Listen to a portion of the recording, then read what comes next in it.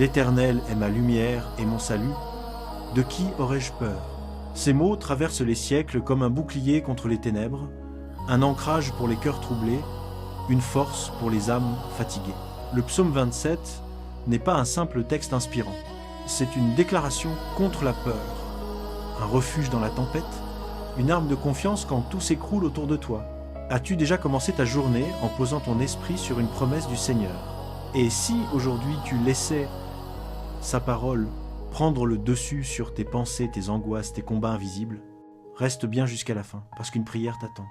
Une prière qui peut marquer un tournant spirituel dans ta vie.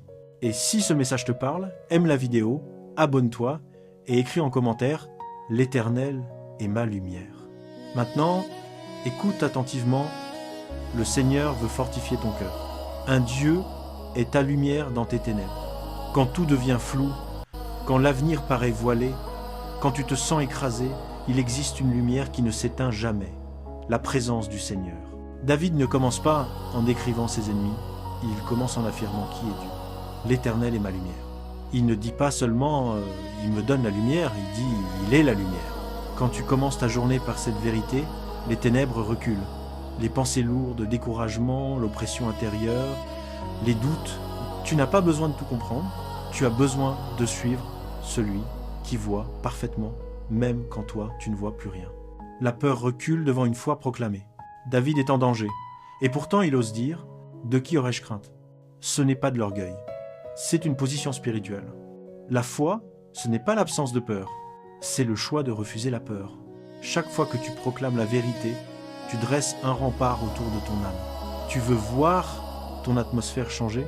Commence le matin par une parole de confiance. Je n'aurai pas peur. Le Seigneur est avec moi. 3. La présence du Seigneur vaut plus que la victoire visible. David dit « Je demande à l'Éternel une chose, habiter dans la maison de l'Éternel tous les jours de ma vie. » Il ne demande pas d'abord la disparition des ennemis, il demande la présence. La paix véritable ne vient pas de l'absence de combat. Elle vient de la conscience que le Seigneur est là, en toi, autour de toi, avec toi. Car le refuge se trouve dans la contemplation, pas dans l'agitation. David ajoute « pour contempler la beauté de l'Éternel ». Contempler, c'est pas juste regarder, c'est demeurer, respirer, sa paix, laisser ton esprit se calmer jusqu'à être rempli. Trop de gens s'agitent mais ne s'arrêtent jamais. Or souvent, c'est dans le silence habité que le Seigneur parle le plus fort. C'est dans l'adoration profonde que l'âme guérit. Le Seigneur combat pour toi.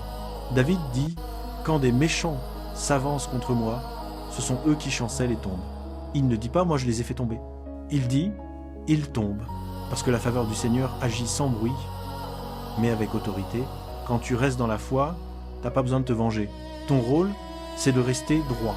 Le rôle du Seigneur, c'est de défendre. Même si tout te quitte, le Seigneur te recueille.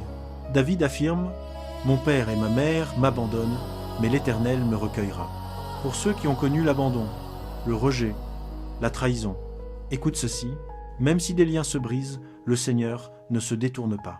Il t'accueille, il te relève, il te restaure.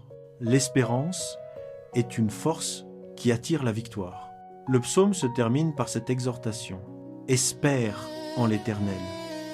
Fortifie-toi et que ton cœur s'affermisse. L'espérance n'est pas un simple souhait, c'est une force intérieure qui tient debout quand tout semble lent. Beaucoup abandonnent juste avant la percée, mais aujourd'hui tu peux dire à ton âme, espère encore. Prions ensemble, prière, Seigneur mon Dieu, je viens devant toi pour la personne qui écoute maintenant, tu la connais profondément.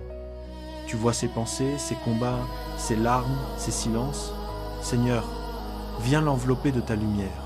Là où elle ne voit plus clair, sois sa lumière. Là où elle ne comprend plus, sois sa paix. Là où elle se sent fragile, sois sa force. Seigneur, chasse la peur, les doutes, la confusion, l'oppression intérieure. Fais reculer les ténèbres dans son esprit, remplis son cœur d'une paix profonde.